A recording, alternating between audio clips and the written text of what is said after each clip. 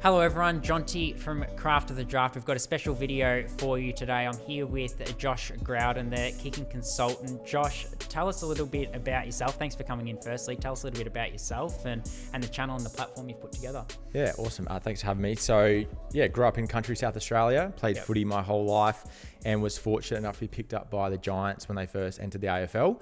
So back in 2011, picked up with the names of guys like Jeremy Cameron, Dylan Shield, Adam Treloar, and then had some injuries, broke my leg, got delisted and had no idea what I was going to do with my life. But took up punting for American football and trained here in Melbourne with Pro Kick Australia, and then got a full scholarship to Louisiana State University. Played there in front of 100,000 people every week. It was like AFL grand final, but happened weekly. Yeah, wow. Yeah. Got my degree in sports science. Spent a bit of time in West Virginia. Played there where I was studying my master's. Was going to try to go to the next level, but COVID happened. So came back to Australia. Again, what am I going to do with my life? Just got my master's in high performance sport and started posting TikTok videos, helping people with their kicking based on what I learnt from punting. And it's just grown organically from that. I now improved the technique of footballers, and it kind of spreads then into all areas of performance, utilizing what I know in my experience in education. Tell us, give us a little bit of an oversight of what you learned from going over to America and having a little bit of a punting career. It's obviously something that several former AFL players have done, players that their careers perhaps haven't been as successful as they would like. It's becoming a little bit more popular in Australia. What do you learn from that you can then translate and teach people who are seeking a rule in Aussie rules? Yeah, well, firstly, it's just was a massive eye-opener of footy isn't the only thing in the world. And while as a young kid, it honestly was when I got delisted, I cried my eyes out because I was like, this is all I've really known, all I've ever wanted to do. But then you kind of just get a bit of perspective and then from punting, it's all you do is just kick the ball, and you have to be efficient as possible because any little fumble, any little time wastage, any little leak of your power, it gets exemplified, and you're playing in front of 100,000 people, you can't mess it up. And so just to become efficient in your steps, in your core, maximizing the power that you've got, all these little things. And we were analyzing every kick, filming every kick, which is something we never did playing footy. So bringing that in and pretty much breaking the kick down. Where's it going wrong? Analyzing it, applying drills to fix it, maximizing your power. All these things that I've just been able to learn and kind of wish I had known before. Harder to kick in American footy than So way less forgiving. It's more pointy. It's designed for throwing, right? So if you hit a torp, when you get onto it, it's great. But the sweet spot is so small. And everyone thinks it's easy, but until you've gone and tried it with a proper ball and you've caught, you have to catch and kick the ball in less than 1.2 seconds. You've got big guys running at you. The pressure of it all, it's impressive to see guys do it on a consistent basis. A lot harder than kicking a footy. You talk about the level of analytics that go into American football kicking when you were over there. It's probably a gap in the market, or has been in Australia, and that's where you've sort of tried to forge your own niche. Tell us about what you've done as the kicking consultant. Yeah, well, essentially, it grew organically in the sense that, I wasn't a very good kick. I didn't have confidence in my kicking as a youngster. And then, just funny now that that's what I help people with. But I understand the struggles. So, some people who are talented, it's just, just do it like this. But I get it. I get the issues that people have. And then being able to analyze it, spending 7 years just kicking. It's, what I do now. So, I just encourage people to film their technique and look at it. I do it in all my in-person coaching sessions. I do it in my online analysis sessions. And then, just finding those little things where the kick is breaking down. I kind of break it down into 5 key phases, and then I've got something to help in each of those phases of the kick. And it seems to be doing really well. All the the feedback and reviews I get is positive. So yeah, I'm doing something right, which is great. Yeah, certainly. We'll break it down a little bit more as we go, but I know one of your catchphrases is build power and build consistency. Tell us a little bit more about that. And I guess if you're someone that's watching and you do want to improve your kicking, and obviously it's very customized the advice that you do give, but what are some overall, I guess, common shortcomings or common things that people can take away? Well, I mean, it all comes down to really like the ball drop. Yeah. Honestly. So yeah, the way you hold the ball, the way you then guide it down, like everything flows from that. But then obviously your position at contact, like, is so important because, you know, connection on your foot, that's how the ball goes anywhere. Yep. So obviously it starts from, you know, the top and when you work your way through it. Yep. But yeah, so like one thing for me, like I wouldn't say I necessarily teach people how to kick. Yep. I like help teach people how to kick like better, more efficiently, right? Yeah. So then it's how we're maximizing the power. You know, like I said, position at contact, one thing, like your plant leg and your plant foot being firm on the ground, and the way you strike through the ball.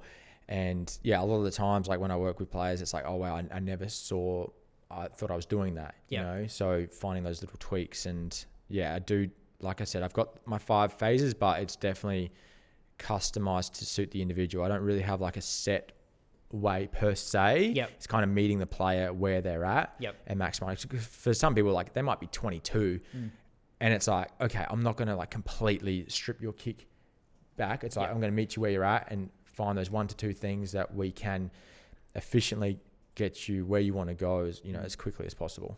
So no doubt everyone's got their own little, like you say, their own little nuances and ways they do it. And it's probably not something that we talk about in footy media or footy analysis as much as other elements of the game. It is something to talk about in cricket in terms of everyone has their own batting stance and that sort of thing. Is it similar in that regard, in that you can have your own sort of technique based on how it works for you rather than it being a cookie cutter approach? Yeah, well, like what is crazy is everyone does have their own style. If you literally, for something that is so similar, it's everyone is unique, whether it's a slightly different leg path swing or slightly different, but there are some general things that, you know, the best kicks do or the most efficient kicks do that, you know, you can apply to your technique. What are some of those things that separate the best from the rest? I think the grip is one, like where you see a lot of people, the way they hold the ball. So more fingers on the front panels, just like pinky or even ring finger on the back.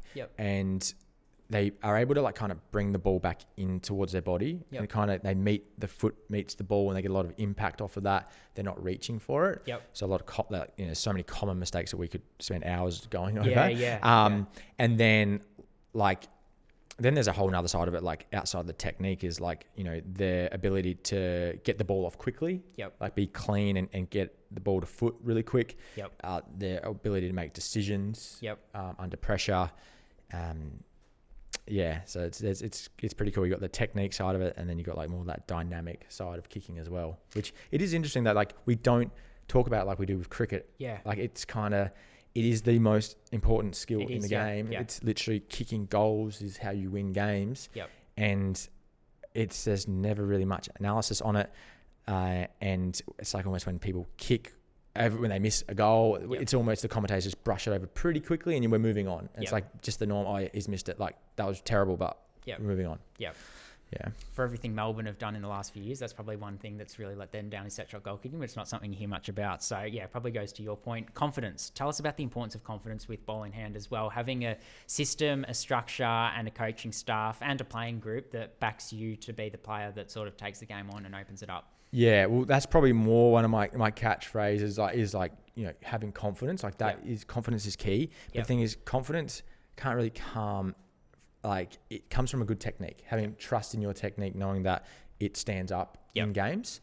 So, you know, while the mental side of it, it's so important, but that comes from how you actually kick. So if you can improve your physical, you know, technique, then the mental side comes with that.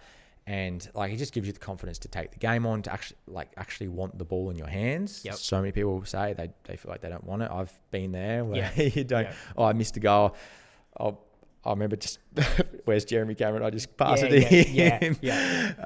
So yeah, the confidence is massive, but again, it comes back to the work you've done and having trust in your technique. Is there things you can do? Is it psychological more so than technique based? What's the balance there? Well, I feel like if people feel like they've got a good technique, but they struggle, like lots of people reach out, I feel like I've got a good technique, and at training I kick these set shot goals, but in games it goes out the window. That's kind of where I'm like, well, I get it. Like I never played AFL, but I played in front of 100,000 people. And everyone's watching you, and your only job is to kick the ball. So I understand the difference that you can get there from, you know, being in training and you feel like you've got a good technique, but being able to handle that pressure. And that is where psychologically, and you are seeing more players tap into that side of things. And whether it's like mental cues after you had a miss, like that reset to then, no, so it was all good. That was just a fluke. I'm still a gun. Give me the ball. Or, you know, being able to just take a breath and shut out the noise, you know, and like, obviously a lot of local players aren't playing in front of a whole lot of people, but, you know, think AFL players, and it may just be the noise of, like we're down by a goal and it's in late in the fourth quarter. This needs to go in. And that's where it comes down to practice and putting yourself in those situations as much as possible, which I think is where a lot of it is lacking at the top level. They're not putting themselves in those pressure moments. They're just kind of, I was at trainings and I've seen trainings and how they go about it. And there's a bit of a disconnect between trainings and games and how they approach their set shot goal kicking. Kicking under pressure, kicking under fatigue. Tell us about the difference there and the increased difficulty. Like you say, you've got the experience of playing in front of 100,000 people and having these monsters sort of charging at you, but also kicking under fatigue when it's late in the fourth quarter, and that might play a role as well. How different is that from what players would be accustomed to at training? Yeah, well, that is literally what I'm not going to say the team or whatever, but I was able to watch some training, and look, it was great. They were practicing, but it was like they weren't under that fatigue, and there was no pressure. It was like you missed and then nothing happened, and like they were having some competitiveness amongst each other. But like when we would practice punting, it was like whole teams watching you. If you miss this, like there's punishments or. You know, I've had it where it wasn't necessarily the punters, but the kickers. It was like, you will play this week if you make this. If not, we're playing the other guy. Seriously? So at AFL level, we have these social media sort of reels that go, if you kick it, you're debuting, but everyone knows they're debuting either way. But right. That's how it so happens. That kind of pressure. Yeah. So, and then under that fatigue, because that is huge. And late in games, like you're tired, you've just ran 50 meters to get a shot. And I think a lot of people watching probably don't respect that when they're watching on TV. Like, okay, they are actually pretty cooked. So it's easy to be harsh on goal kicking, but that is a massive thing. And I guess a big difference between players now and maybe 30 years ago, how much they do run and stuff. So I think there's ways to combat that. We can go into that. In your set shot approach. But remember Jack Crisp talking about that. He had a shot after the siren a few weeks ago. Beautiful kick of the footy. But he'd run so hard in that fourth quarter. And that was sort of part of the reason, or he attributed it to part of the reason he missed. But we've talked about set shot goal kicking a little bit. Let's go into that a little bit more. What are the common things that you see compared to where you think set shot goal kicking could get to? Because it's something that, like all kicking, probably isn't spoken about at the depth it requires. Yeah, well, I kind of break it down into like short, mid-range, and long goals. And what like we learned as punters is that we could kick 50, 60 meters off of 2 steps. Like accurately with distance off 2 steps.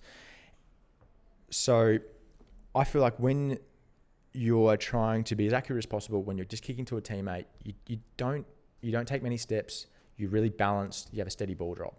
Okay. So we want to emulate that as much as possible. So for your short range goals, you could literally just do that. Like go back, turn around, and you're just acting like you're kicking it to a teammate. Doesn't need to be high. Go back to your mid range goals. Not much changes. Like might add a few more steps. And the thing is, you're kicking over the top of someone. So you need to make sure you have enough space. But my big thing is shortening your run up, because a long run up creates room for error. You'll either go off your line or you'll kind of mess it up and you'll get too close to the person on the mark, and you'll either have to go around, which I've been speaking about a bit on social media. You'll have to go high kick over top, and then you don't make the distance, you can't kick through it, or worst case, you kick it into them. Yeah. And you do see that maybe once a round. Yeah. But you definitely see it almost once a game where the person on the mark impacts the kick. Yep. So then, you're trying to just keep it. I say 3 to 5 steps is all you need. Yep.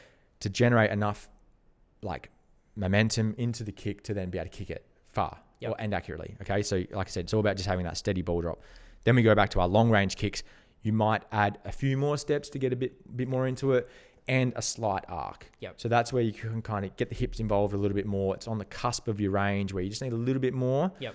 But same kind of principles where you come around on the arc, but you still want to finish with your foot towards the target. Yep. Still kicking through the ball, matching things up, kicking towards the target. So that's kind of how I break it down. You could almost just think about it as like mid-range, like kicks within your range and kicks on the cusp of your range. Yep. And how it differentiates there. But the more players can be efficient in their technique and understand the power that they can generate off of a short amount of steps. Yeah.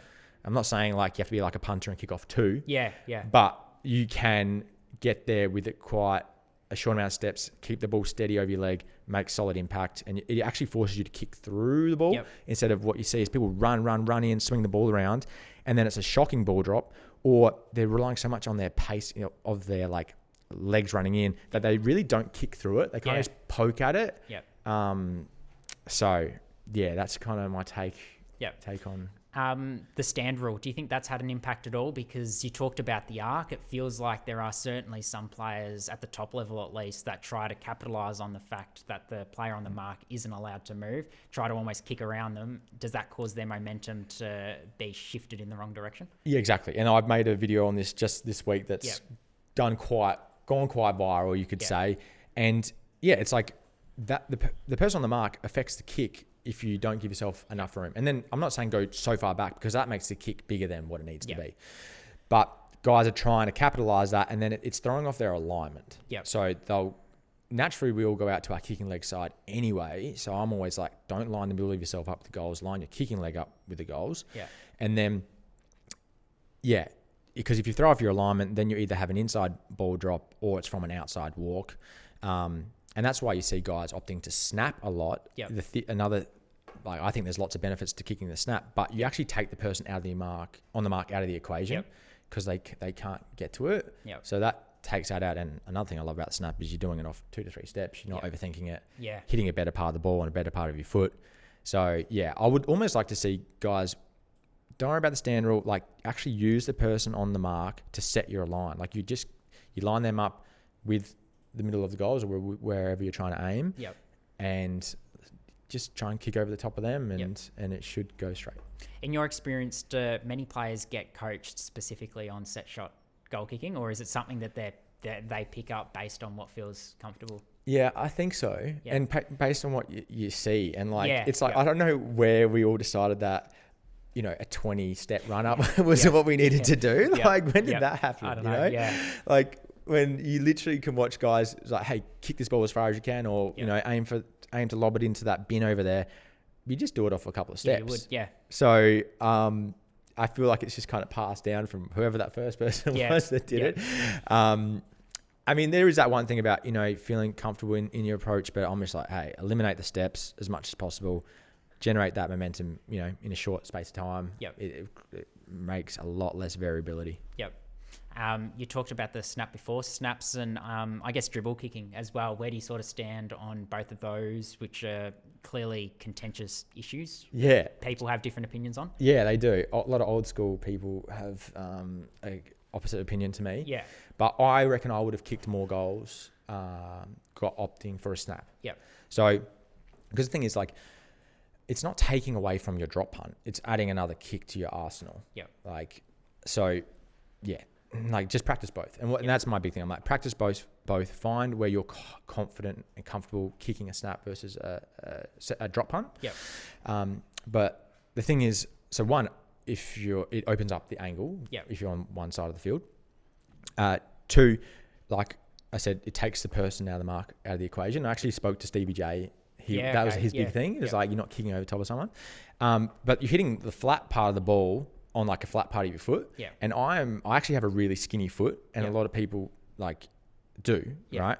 So you're hitting this pointy ball on a rounded foot, slightly outside, slightly inside. That's just where it goes. Yeah. Whereas you're hitting in the flat part of the ball on a flat part of your foot, it just makes sense. Less margin for error. Yeah, for sure. And like, just practice it. Yeah. Like, and yeah, it's not like you don't have a good drop hunt. It's like, just practice both and know where you're comfortable and confident on the field and do what is best for you. Because that's, again, going back, it's what you're confident in. And that's individual. Everyone will have a different distance, whether it's 30 meters, 35, 40 meters, as to where it becomes a drop punt. Exactly right. And that's why I say practice it. Go out and find where on the field you would opt to do it.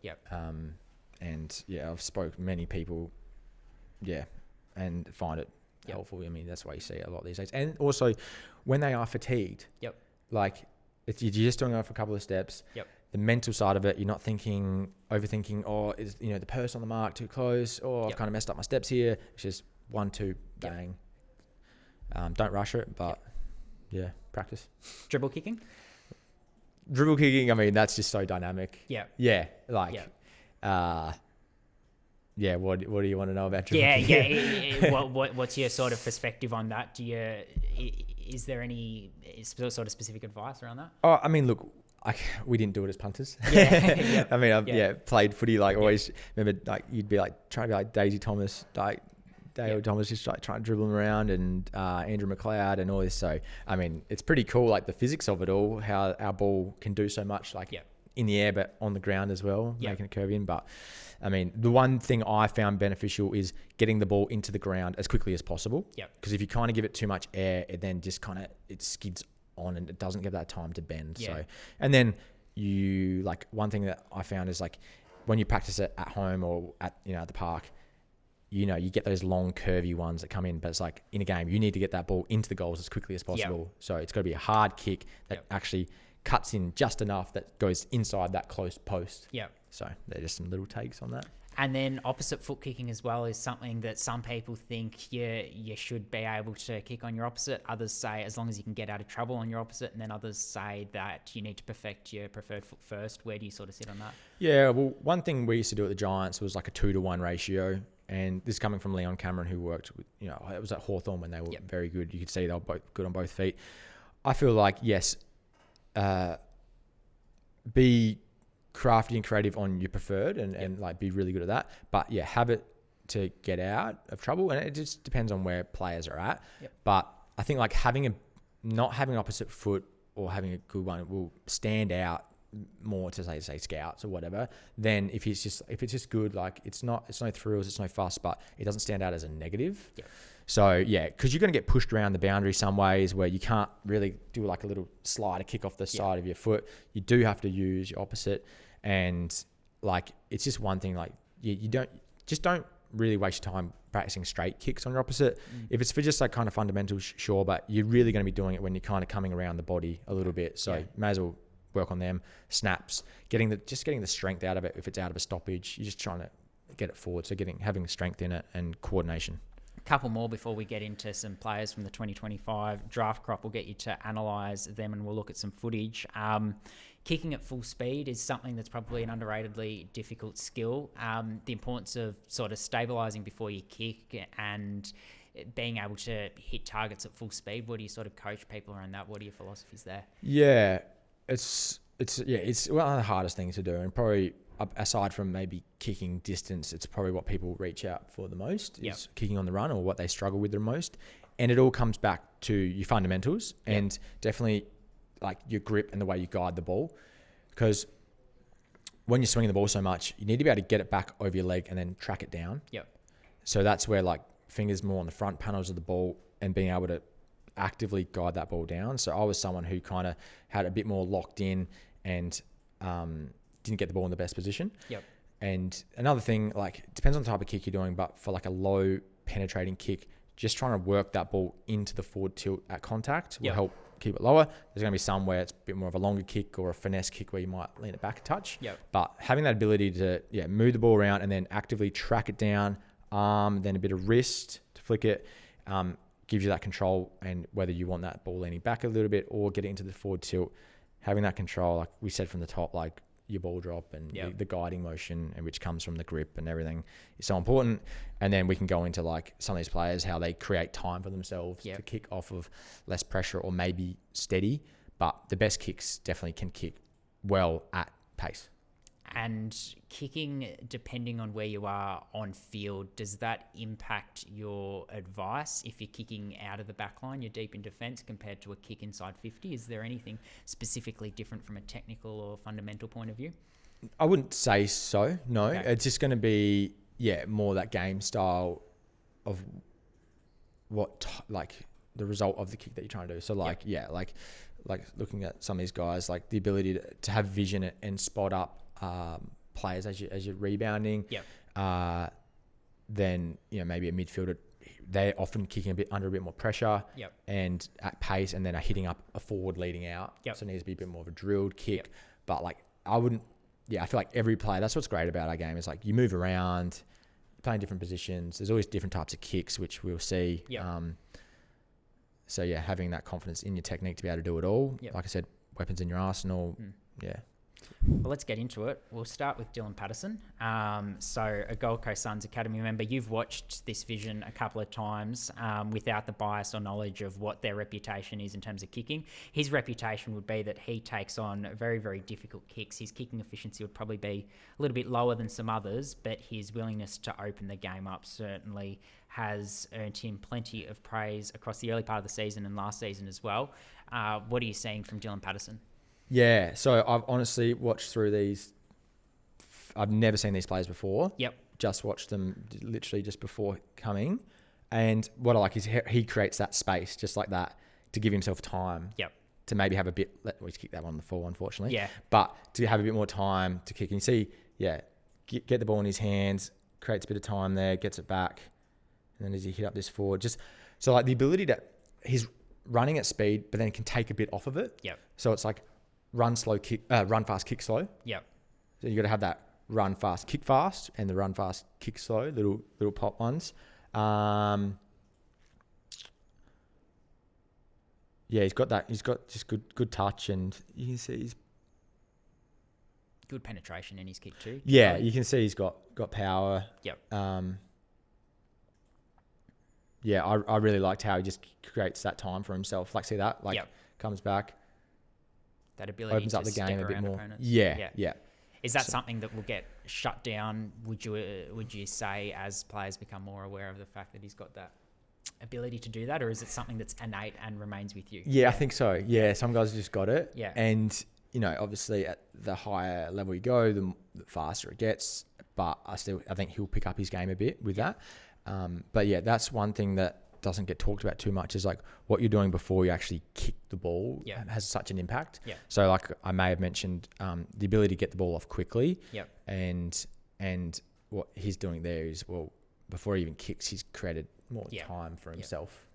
And clearly has great confidence in his ability as well. We'll move on to Cooper Duff-Tytler. So I'll pick one contender from the Calder Cannons. Cooper Duff-Tytler goes to school at Penley, Essendon Grammar. He is he's a modern day marvel. He's so skilled for a player that's 200 centimetres tall. And watching this vision, you probably wouldn't necessarily know he's 200 centimetres tall. With the skills he's got, that's certainly his reputation. What are you seeing? Yeah, literally my first thing, tall. It looks, and that's like very impressive. But he's got like this really easy motion, kind of gets that ball out, but then brings it back in. Yep. And then he doesn't try to nail everything. He does a really good job of just putting the ball in the right spot. Like, see that? It's not a drilled kick, but you see that player come? That's literally the player he was trying to hit there. Yep. Just an easy... See that? He didn't swing the ball around. It's just an easy, fluent motion. Here, he's got good vision. He's opening up. Just putting that ball into space. See how that runs onto it. Let the player run onto it? Yeah. Same thing there. He's not drilling them, but he's obviously got good vision, understands the space where that player can go to. Yep. And puts it there. So, for 200 centimetres, Something interesting that you might not know about Cooper Duff-Tytler is he's got a basketball background. We know plenty of players do. Does it surprise you that a player coming from the basketball background has that sort of dexterity, A, but B, perhaps doesn't have those preconceived bad habits to some degree. Mason Cox came into the AFL. He was probably a better set shot goal kick in his first 5 years of AFL than he has been the last 5 years. So, yeah, they're bad habits that you can sort of pick up that, too much coaching is almost overcoaching. Yeah, potentially. I mean, you just hope that they get taught a good way Yeah. from the start. And yeah, I mean, I feel like players can adjust and change their technique no matter where they're at, and they can always refine it. Yep. But yeah, it's funny, like we look at his set shot then. It's like he wasn't trying to run in and over kick it. Yeah. And he's probably just like, yeah, why would I do that? Like, I'd just go back and kick it. Yeah. So we move on to Willem Duursma, another player with a very high basketball background as well, and another player who's in contention for the pick one this year. He's got the ability to play in any position on the ground, but his one wood is certainly seen as his athleticism and what he's able to do in time and space. What are you seeing? Yeah, so a lot of kicks on the run Yep. and playing through the midfield, like a lot of pressured kicks. Yep. I think he has a few set shots here. He does, yeah. Yeah, so look. He's a set shot from 50. Yeah, so big kick. Yeah, he's probably, I think he kicks this one here. It looks that looks pretty steady, but yeah, kind of he has a bit of that longer run up where I'd be like, hey, let's just try and condense it down, simplify it, keep that ball a bit steadier. Yep. Kick goes out in the full from memory. Yeah, I just snuck in. So like he's got power there, like big kick. There might be a bit of wind, but it's like, hey, you just need it. If you just have a steady ball drop, you've got the power. You'll be able to make the distance, and yeah, you don't need a long run up to do that. So I think there's one field kick. Yeah. So this one, that kind of slightly inside, but maybe he's allowing for the wind. Yeah, I think he's got a decent kick, like a lot of kicks on the run. I would just say with the set shot, you could probably condense it down because he's got a lot of power in his leg. Doesn't need to run in so much. Yep. Josh Lindsay, Geelong Falcons co-captain, has started the season like a house on fire, and he is one that is viewed as, if not the best kick in the draft class, then very, very close to it. Yeah, I think he's a lefty, which I'm a lefty and I'm obviously biased towards him. He's poised. He has the one thing I can see technically, like the grip around the ball is what you want. You see there just chilling. And then like he does a lot of those slightly around the body type of kicks. So when I say around the body, it's kind of like you're just getting your hips a bit more into it. And that's what he does. And he's going to be able to open the game up so much. And coming out of the back lines, opponents aren't really going to know where he's going. See how he pulls that one back inside? Yep. Well, I think another one here where it's like he just, kind of gets that little bit of hip rotation where if you're a youngster, like there it is, the inside kick, Like I think of like Brodie Smith. I know him quite well from being back in SA. We played at like Woodville West Tigers on the same team there, and his dad almost was trying to teach it out of him, the whole like using the hips. Yeah. And he just didn't listen. Yeah. And now it's his weapon, like his long ranging kick, and it's the ability to do both. So work on both, and you can just see here, like again, that one's kind of like using the hips. So if he's coming out of the back lines and, opponents think he's going one way, but then he's pulling it back in, it just opens the game up so much. Yeah, gives him so many different options. So he's one that it sounds like, doesn't have what would be considered the traditional technique, but he's made it work for him. Yeah, I mean, it's not crazy, but it's it's just like that's, again, our game. It's not every kick isn't going to be straight. Yep. Like probably more often than not, it is that little bit. Ooh, and, I made a post about this the other day, but it's like I would actually rather running in slightly for goal, slight arc where I can kind of put the ball out there naturally because we're not these dead straight robots. Yeah. I would much rather have that slight arc where you're coming around and it's just a bit more fluent. So Ollie Greeves, a big-bodied midfielder. A big-bodied midfielder is probably more so drafted or played to be dynamic in the contest or at least be a bull in the contest. He is one that is viewed as having a better kick than most big-bodied midfielders, a top 10 contender. Okay. What are you saying? Yeah, well, he's playing in the midfield, lots of pressure on his kick, but like their quick hand to foot. Yep. And it's one thing to be quick with catching and getting the ball off quickly, but still being accurate. You can practice it. If anyone watching, go practice how quickly you can get the ball off in different ways, but still be accurate. I like how he gets the ball in the forward tilt. So that's something no one ever taught me that, but that's what helps with those low penetrating kicks. Yep. Might seem obvious to some people, but I'll go out to, clinics and stuff and ask, and, less than 33% are saying get the ball in the forward tilt for low penetrating kicks. So I like how he does that. They're like, he missed that one. So it's like, okay. So he already has the ball in that up and down position, which, you don't gets it into up and down position yeah, quickly. has it already? Oh, you see, yeah, he's working. It just changes. So, it's about getting the ball into the forward tilt. It doesn't necessarily need to start there, but it needs to end there for low penetrating kicks. And you'll see some there when he's on the run, he'll kind of like lift that ball and then track it down. Others, he'll already have it set because it's just like a short, steady kick. But that's, I just like how he's able to get the ball off quickly and still hit targets. And you can see there. So gives him something extra on top of his work at the contest, which is so good in this year's draft class. The last one we look at is Tom McGuane, so a Collingwood father-son prospect, projected to go somewhere probably a little bit later in the first round compared to the other boys who are all around that top 5 region. He's a ball winner. He's really, really clean. If there has been a question mark on his game, probably has been his kicking. I'll ask you what you think. I think that's probably a little bit unfair, but there is a view from some that perhaps he isn't damaging enough with ball in hand. Yeah, okay, because I like lefty, love it. Yes, he gets a lot of leg whip, so he gets his leg far back in the backswing, which gives him more distance to accelerate in the forward swing. So he should have a lot of penetration and power there. And he has a bit like Josh Lindsay, where he kind of comes around the body just slightly. See, like that. And so sometimes they might not come off well, and maybe scouts are seeing that and like, but that's a good kick there. Should have been marked. So I think again he could be really damaging coming out of half back or wherever, because he has got that leg whip. He's got power there, and does have that slightly around the body. Probably not as poised maybe as Josh Lindsay, but he's getting a lot of the footy. Averages more than 30 disposals a game, so really quick hand to foot here. On So his opposite, I think that was it? No, that was on his left. Didn't go in, but that's where it's like, so be quick is one thing, but be quick and accurate is another. So just keep working on it. Very good. Appreciate you coming in. Appreciate you having a chat and offering your insights, Josh. Mate, that was so good. I could do that. I feel like I could do that so much longer. Chat for hours about kicking. That's great. Awesome. Thanks for having me. Appreciate you tuning in, and stay tuned to zerohanger.com and Craft as a Draft for more draft content.